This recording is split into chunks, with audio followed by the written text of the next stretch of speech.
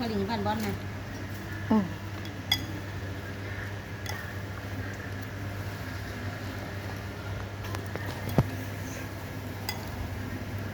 มะม่วง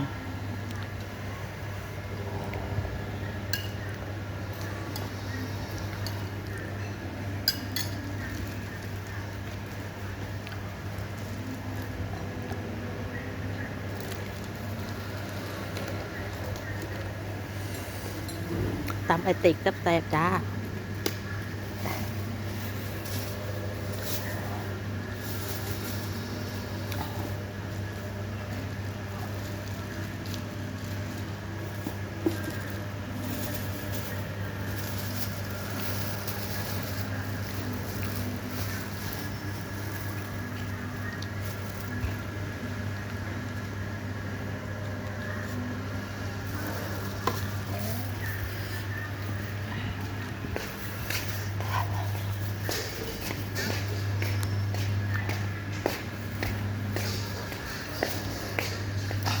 อาลูกมะลิไอติก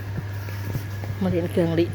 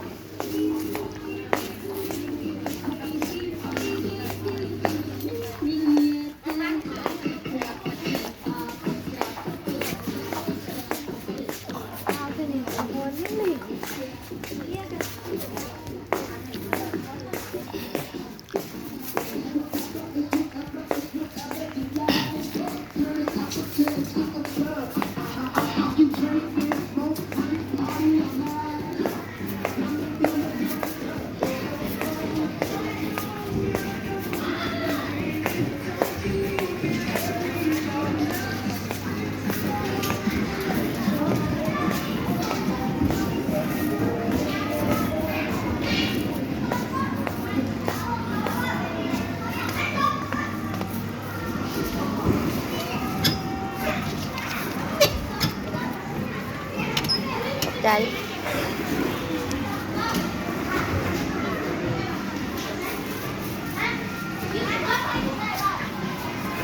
มวนมาสัก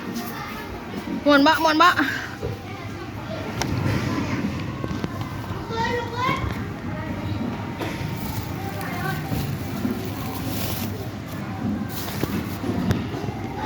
มวนบะอารมณ์ผลิตไอเต็กพี่น้องซื้อเครื่องใส่ในเฮือนแหละเครื่องใส่ของซอยเนาะซื้อเพชรซื้อนมซื้อแผบซื้อตะบูแป้งนัวกับกายละ100,000เลยซื้อครบ100,000ละลิ้นฟรีเขามาลิ้นบ้านบอลฟรีรายการถ้าบ่ซื้อครบ100,000เนาะเอามาจ้างลิ้น30,000แล้วไม่ลูกผลิต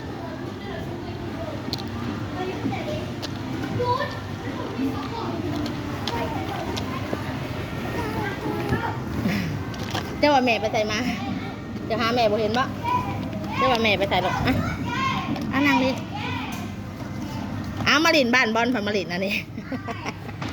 จะได้กังลินเพราะนั้นไม่ลูกบลินบ้านบอลเนี่ยมันคุ้มนะแม่ลูกอันนี้ไว้มาลินเงินเฮาไว้เดนโนเสาร์มาลินเงินเฮาไว้ไปลินบ้านบอลไว้ไปโดดลงหมอกบ้านให้แม่เบิ่งไว้เอาไว้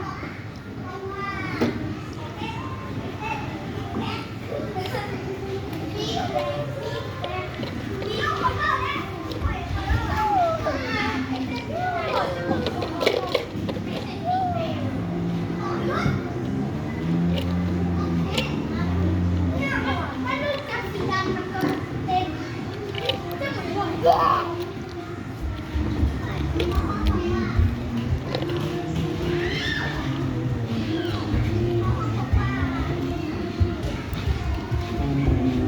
หอดไข่ไดโนเสาร์ขังแล้วมันออกลูกออกมาเป็นไดโนเสาร์วะไข่นะเขียวสีเขียวสีส้มสีเขียวสีส้มแบบรถเท่าสีเขียวสีส้มใบลิ่นบานบอลไว้เอามือใบลิ่นเฮือนเฮาอันนี้หาไว้ลงไว้เก็บเข้า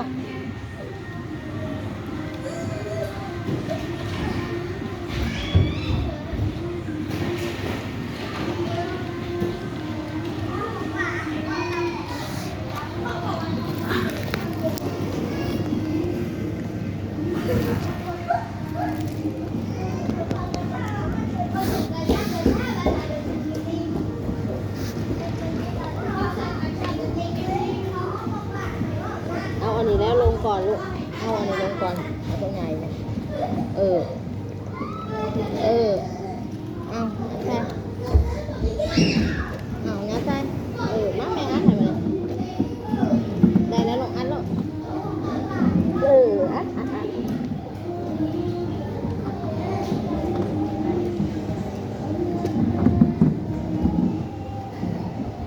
ไป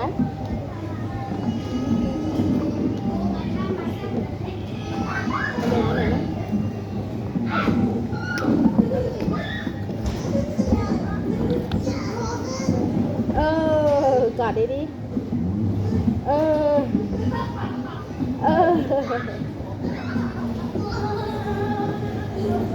จับดี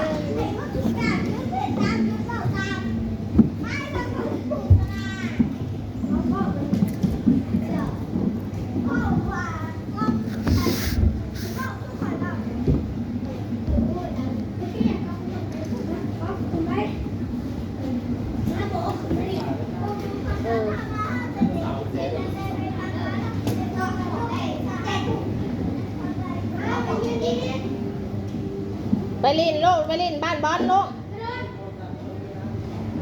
มาไว้มาลินบักบ้านพี่ครับมาขึ้นอันนี้ลูกขึ้นบ้านเหรอ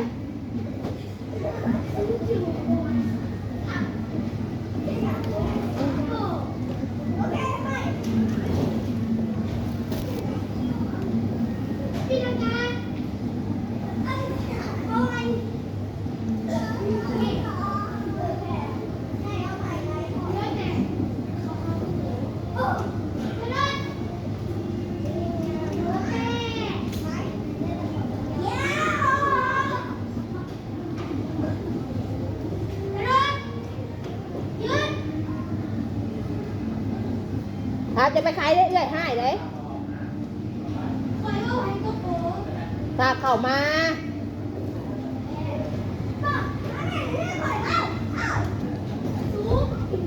ครอบก็ได้นะวันนี้ไปขึ้นอันนั้นไม่หลกตาลุดตัวสีแดงนะ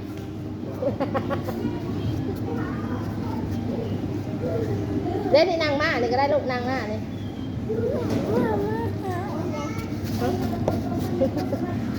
มามันหักเลยมันวะขี่แบบเตี้ยก็ได้โยกโยกขี่แบบเตี้ยขากกันนี่นะของหลินกันนี่นะเอาหลินไดโนเสาร์นี่ขากนอนไอติ่งนี่นะ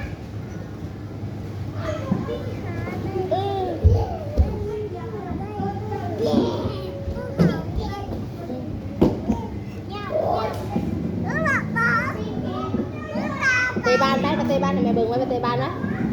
เตะบ้านทำไมเบิ่งไว้เก่งทำไรไหมเอามาพี่เอามาไว้ดิเอาไว้เนาะไปเตะบ้านสนุกไหม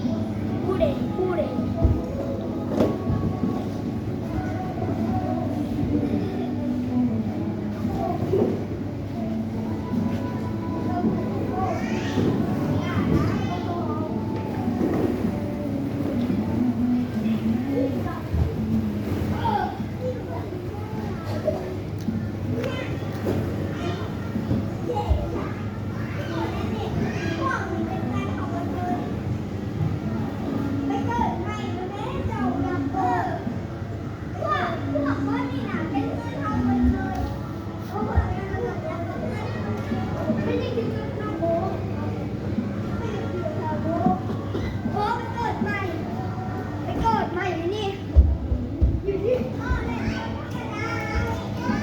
ะวังโต๊ะเด้อ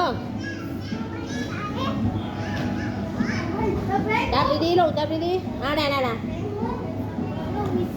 ลงมาก่อนเอามาเมียนก่อนไดโนเสาร์นะมาเมียนก่อนมาเมียนก่อนระวังเขาจะแลนนะเอาพวกระวังเขาจะตามเดี๋ยวบุกเข้าไปนี่ลินอันนี้ก่อนไหมลินอันนี้ก่อนไหมจะเขาจะตามเหรอเขาจะแลนนี่ลินอันนี้ก่อนไหม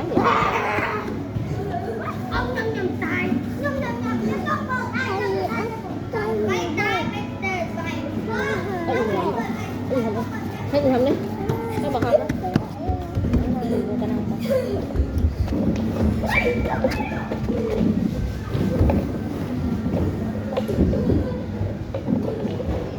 นี่ตั้งพวกข้าวนี่ตั้งกระเทียม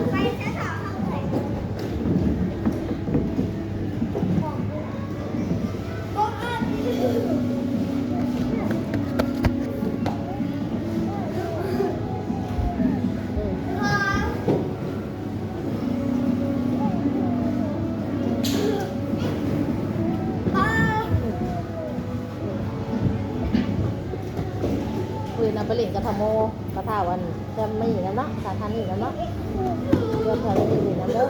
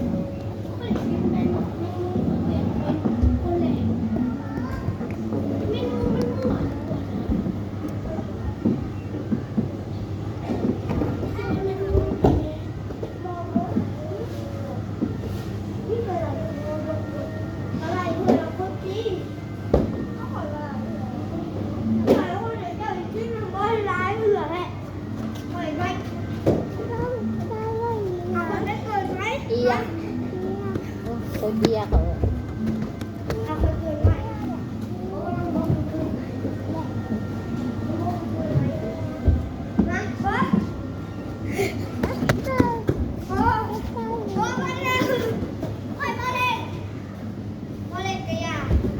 คนเมื่อยแล้วก็จะเหนื่อยจัง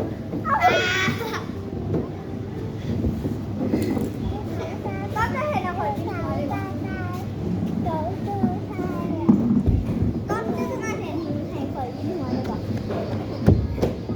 โอ้ยเห็นเลย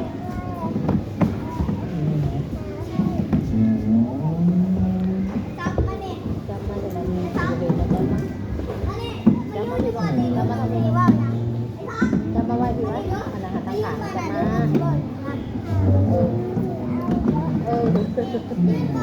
มาแพงเลยแม่ได้บอกคำหน่อยดิ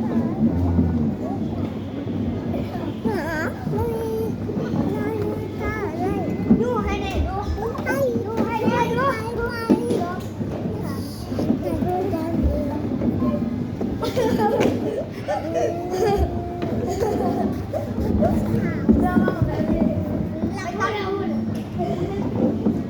เอาอย่าเอาขึ้นไปเลยจ้ะ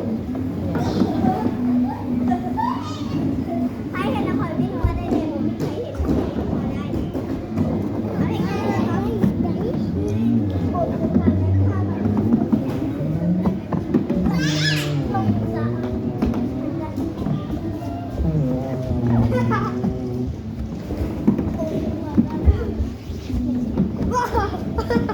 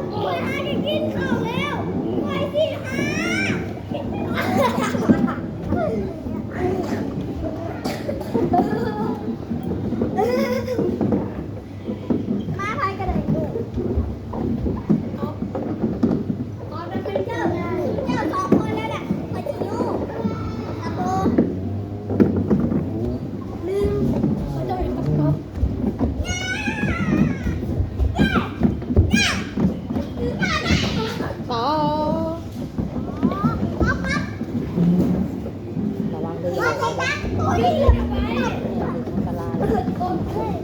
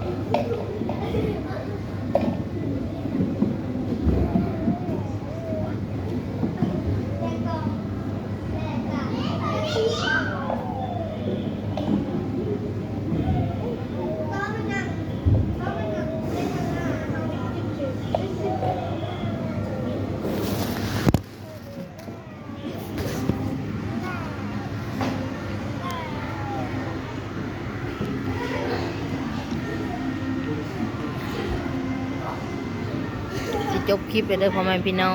งถ้าติดต่อไปก็อย่ามันยาวพวก